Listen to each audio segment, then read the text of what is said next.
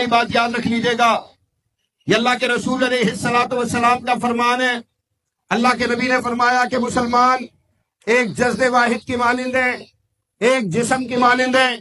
اس جسم کے ایک عضو کو اگر درد ہوتا ہے، کوئی بھی تکلیف ہوتی ہے، تو دوسرا اس کو محسوس کرتا ہے۔ اس کا مطلب کیا ہے؟